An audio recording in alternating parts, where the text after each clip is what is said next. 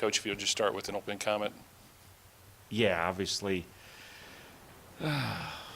36 hours after or whatever, which has no less frustrating than what I watched live Saturday and what I watched 3 times on tape. And it's probably as frustrating. I'm not saying the most frustrating loss I've ever had, but as frustrating a loss as I've ever been a part of as a coach or a player. Just hard to watch a game, and there's 170 snaps, and you know everything we preach on both sides of the ball. We limited big plays on defense.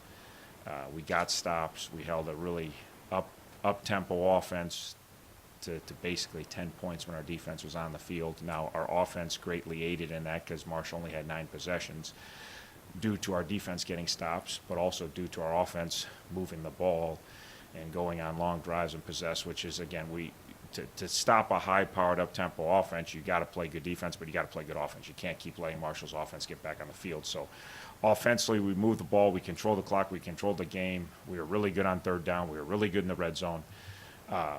We had the 2 turnovers, which are critical to offensive success, and obviously one directly led to 7 points on the interception return, and the other one definitely took away a chance to get points. We're going to have the ball 1st and 10 on their 47, and we're moving the ball good, and you're one more first down from at least having a field goal attempt, and we fumbled the ball before the half. But for the most part, offense and defensively, in the opener, on a road, hostile environment, you're not going to get everything to go your way. I felt like our kids were really well prepared, and I felt like they really played hard, and they kept playing, and they kept playing. Even we had a lot of, having 2 kickoff returns for touchdowns hard for your sidelines. And our kids, even at 28-13, our kids just kept playing and playing and playing and got us right back into it with plenty of times. Not like we just got back in the end. We got back in it. We had 2 possessions at the end. We got to go down and score a touchdown. Obviously, ST, disastrous on kickoff team. It's as bad as, 2 uncontested. It's not the touchdowns.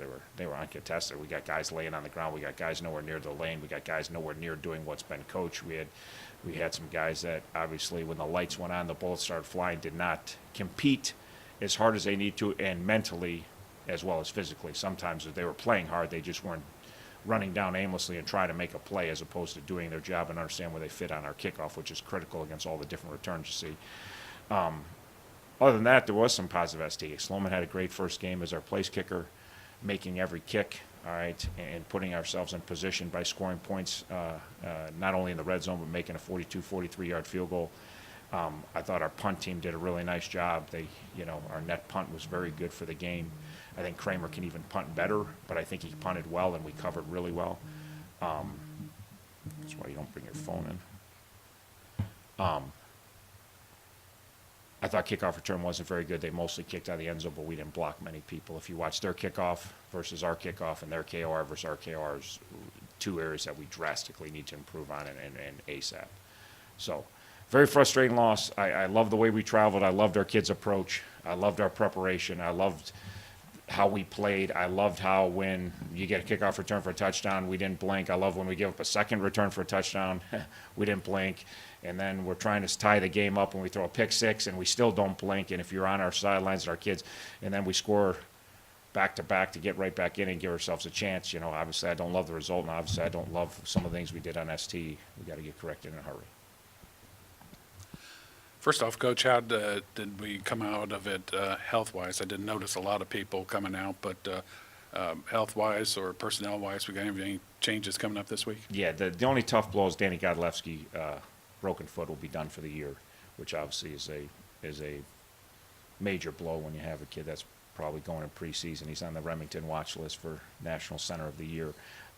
That's a blow, but the good news is we have good people behind him, and when he did go out of the game, Palmer played fine coming as a backup. Obviously, you'd like to have a guy that's on the Remington watch list for the whole season, but he's going to probably have surgery later this week, and he'll be done for the year. Other than that, we have your normal first game. The guys that played a lot of snaps don't feel right good right now. That's standard college NFL football. You're going to be pretty sore, especially after a game against a Marshall team that's big, fast, and twitchy, and it was a very high-contact game throughout. But other than that, we came out of it good. I imagine 4 years ago when you first took over, one guy goes out the first game, it would have been kind of a different story as far as unfortunately, it wouldn't have been a different story. We got our brains kicked in whether we had our starter there or not. So it was. But yes, I know your point that we have some depth now and we have some good players behind. But unfortunately, it wouldn't have been as crushing as you thought. The last Marshall killed us our first game. They'd have killed us either way. the last two games you've had, special teams have been involved in the outcome, the block kick down in the bowl game, and then the things here. I'm sure you hope to get it squared away by the MAC contest and everything. Is this going to be like personnel changes, more practicing, or that aspect, or how are you going to work at it? Well, the first thing, the point is, in every game, special teams dictates the outcome. They're always important. There's tons of special teams play. It's just like offense and defense. You're going to have bad plays in ST. You can't have egregiously bad plays. You're not going to make every kick. No one makes every kick. Every punt's not going to be good, but you can't have punts blocked. You can't have punts returned for a touchdown. So it's about the explosive plays on special teams. Obviously, we gave up 2 explosive plays that were beyond critical in the outcome of the game. So we have to get better. As far as the kickoff team goes, structure, we have no issues. As far as the structure of what we're doing, the execution of the structure, and then there probably will be personnel changes, yes. There was kids that, and some of them were on it last year, but we have to get better play out of some people on that team. Some kids just flat out got blocked, which it's very hard to get blocked on ST on kickoff unless you're getting double teamed. I get the double team guy might get blocked. Some of the other guys shouldn't be getting blocked. It's very difficult. It's one of the most difficult things to do in football is run backwards, stop, and turn and block somebody with 53 and a third yards to avoid them. It's almost like playing Red Rover as a little kid. No one ever lost in Red Rover, but we had some guys that just Velcro to guys and weren't in their lanes, and so we got to look at it, and we're still looking at it. We haven't made final decisions, but we spent some time on it yesterday, and today we're going to spend some more time. Who do we put out there? And obviously, we can't give up explosive plays on ST. How did you feel about the speed factor? It's hard to tell on the kickoff because they had such a lane going up there, but it seemed like Marshall had pretty tight coverage on the guys either contesting the catches or being right there when after they received it. But as far as looking at Marshall overall and your own speed factor, how do you feel about that? Yeah, I think it was about what we expected. We knew Marshall was lightning fast. They always are. We played them 3 years ago. They ran circles around us. We played them yesterday on the road, and it was an even matchup. They had tight coverage on us. We had tight coverage on them. There's times that some of our fast guys, outran their fast guys. We got the ball to Kenny. We got the ball to Mo, and even Zoe at times. We got the ball in the perimeter and just outran their people and got 8 to 10 yard gains. So to me, it was kind of what we thought. I don't think we'd have a speed advantage, but I thought we could play with them. Kickoff, obviously, our kicker's not as fast as their returner, which is a bad matchup because that's the first guy that got to him on 2 straight kickoff returns. So Sloman's not as fast as their guy that runs 4.4. But our speed has come. I think Marshall's crazy fast. They always are. And I thought we match up. I thought it was a very fast-paced game and a very contested game. There was not a lot of easy stuff on the football field, on either side of the ball. Our defensively handled their speed on offense. Our defense handled our speed, but they didn't overwhelm us. We made plenty of plays. We had 25 first downs and gained a boatload of yards in 9 possessions. If you look at our offensive production in 9, you got to look at college football and how it's going. There's teams that had 18, 19 possessions on Saturday. We had 9. If we had 18 possessions and you double our output, we had over 900 yards or close to 900 yards of offense. So what we did offensively and we had 2 turnovers. We had 2 turnovers and we had 2 drive-stopping holding penalties. So our offensive production, we moved the ball. Very few times without a holding penalty turnover did they slow our offense down. So we play a different style of football. Not everybody plays the same style in college. There's teams that they're going to try to score 40, 50 points. That's not how we play. That's not how we were very successful in the past. That's not how we were very successful at the end of last year. We like to control the game offensively. We like our offense to have a lot more plays than their offense. We like to protect our defense. We like to slow down other teams' up-tempo offenses because there's more and more every year up-tempo offenses. The best way to slow them down is don't let them play. So for us, the speed and the whole that, I felt good. I don't felt like we were outclassed, but I felt like in 3 years we've come a long way because if you pop in the tape from the last time we showed up against Marshall, it was a mismatch at every spot. So we felt pretty good physically matching up. Coach, you'd like your quarterback to be perfect as always, but I thought Gus had a couple of uncharacteristic decisions. Obviously, the pick was one, taking a sack, and first game jitters. I mean, because again, last 6 games he didn't make decisions like that. I don't think he had any jitters. No, I know he did have any jitters. That's for sure. If you're around him during the game, he has no jitters. Right. He loves playing football. He loves being out there. Got some pressure on the pick. and probably tried to do a little bit too much. Knew it was cover 3, kind of lost sight of where the boundary corner was. Knew Kenny was wide open. Their Will Backer was supposed to cover him. He didn't. He was wide open. It should have been a chunk play for us. We had him in what we want. We got the play fake. The Will went to the field. We looped Kenny to the boundary. He's wide open. Gus got a little pressures. Didn't have time to set and throw. If he has time to set and throw, he puts on Kenny. It's not even close to being a pick. Kenny catches the ball probably 10 yards from the corner. I mean, literally, Kenny's going to be one-on-one with the corner, maybe make a miss. Because of pressure, he tried to do a little bit too much. He tried to jump and throw, and he obviously floated. It gave the corner tons of time to run over there and make an easy pick and then get in the end zone. So, obviously, you can play great, and he did play great in the game. I mean, you look at his snaps. But you say, well, if you just take away these 2 snaps, that's what losing teams say every week. You can't take away those 2 snaps. James Gardner played great. We can't lay the ball on the ground. He had a great game. But if you take away 1 play for James, he had a ridiculously great game against really good, as you alluded to, really tough competition, really tough coverage, and still had 8 catches for a bunch of yards in critical situations. But you can't take away. That's losing teams talk about, well, we played great, but that 1 play. Well, you got to eliminate those 1 plays, or you're going to keep talking about them over and over that it was just that 1 play. And obviously, we've improved a ton and we're better, but it's not, we go into Marshall, it's a dead even game on the road basically, and it's going to come down to 1 or 2 plays, and obviously two ST blunders and 2 turnovers on offense is the difference. Yeah, so I guess just kind of looking forward, what about Austin Peay? Kind of jumps off the page for you, Okay, I guess. different team. So we spent all this time this summer watching 12 games from last year, and they really struggled last year, and we wasted a lot of time this summer watching what they did last year. Structurally, not that much different, but just different players, and it's twofold.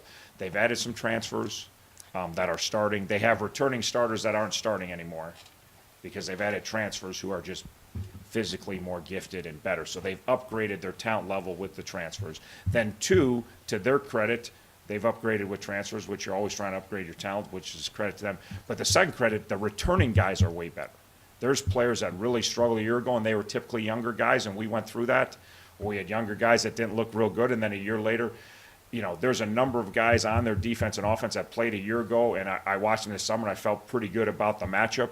Like, we could have a pretty easy time with this matchup. Now you look at how they played against Cincinnati. It's the same kid and the same number, and he's a year older and a year more confident, a year stronger and faster, and he played really good football. And it's just a different organization. We're kind of toying with, do we even show our kids last year's tape from Austin Peay because it is so much different versus what we saw against Cincinnati. They're bigger, stronger, faster, and they're more confident, and they're more experienced, and they know. And again, a lot of their defense structure is the same. They're just playing it at a much higher level, just like you saw the progression of us. We haven't changed a ton of stuff through year 1, year 2, year 3, but then all of a sudden year 3, it looks a whole lot better because of experience of running the same stuff and the same kids getting freshman to sophomore to junior year. So they really played. You watch last year's tape, I thought Cincinnati wasn't going to be a very competitive game, and if anybody that watched it, it was crazy competitive. It's a 6-point game in the 4th quarter. And it wasn't because Cincinnati was turning the ball over doing bad things. It was just a very close to the best, well-contested football game. Cincinnati was moving the ball some, but not a lot, and Austin Peay carved out a nice existence with their athletic quarterback, and they do all this jet sweep and all this unbalanced stuff and really stress Cincinnati a lot of different ways that most teams don't stress you, and got the ball in the perimeter and controlled the clock a little bit and kept Cincinnati's offense off the field. So it was much different when I tuned in Thursday night. I didn't think it was going to be a very competitive game, but it came out to be. If you just watched it, you didn't know the names on the jerseys, it looked like a very fair fight. Turned out to be, too, based on the score. I know a few years ago when we talked about in the red zone and particularly down close, at that time you kind of felt like it was hard to generate the runs that you would use to just, grind it out and get inside, and you had to pass a lot and everything. How do you feel now about being in the red zone and having your run game as an option? I know it's nice to have Ryan Smith down there. Yeah, no, it's definitely, obviously, the second half of last year we ran the ball and we got in heavy packages and ran the ball, not only in the red zone, but just in short yards. We had the same issue when we first got here, just short yardage. 3rd and 1 was almost a pass down because we try to run it and we punt the ball, and 3rd and 2 was definitely a pass down, where last year, obviously, short yardage, end of game when we had a grind clock. Saturday was tough. They were in double eagle, double choke, and it took us 4 cracks to get in from the 3. We got in the one time, but it certainly wasn't easy. I would have loved to just blown them off the ball and score on the first one, but they're big and physical guys, and they had a bunch of guys down in there. What their look said pass, we had enough confidence to jam it up in there one more time. In the past, based on having 11 guys basically on the line of scrimmage coming, we probably would have went to the run. Obviously, the 2-point play, I was thinking we'd go heavy, they'd go heavy. We were probably gonna pass it, and they stayed regular. Disappointing we didn't get in because they stayed in their 4-down defense, and we were loaded up. I thought, well, they're staying 4 down. We could definitely pound them. We didn't, and credit to them, they made a play. That's probably one call I regret, even though it kind of threw me for a loop that they didn't match our size out there. But for the most part, we ran the ball against a physical front pretty damn good, and we ran the ball real good in the second half. If you watch the tape, first half was tough sledding, but that's a lot of times as good run teams go. Unless you have a decided advantage. If you run the ball good early, you're probably going to have a really big day running. But we stayed with it and got our second half. We carved out a pretty good existence running the ball. I thought we stayed patient. We're down 28-13, and we still got, we put together a couple really nice drives by still sticking with the run and not just panicking and saying we got to throw it every down. And, we carved out a pretty good run existence. So we did a lot of good things. There's a lot more. I don't think our O-line, our running backs, our tight ends feel like they played close to their best, but we still carved out a pretty nice run game on Saturday. Anything else? Thanks, everybody. Thanks, Coach. Thank you.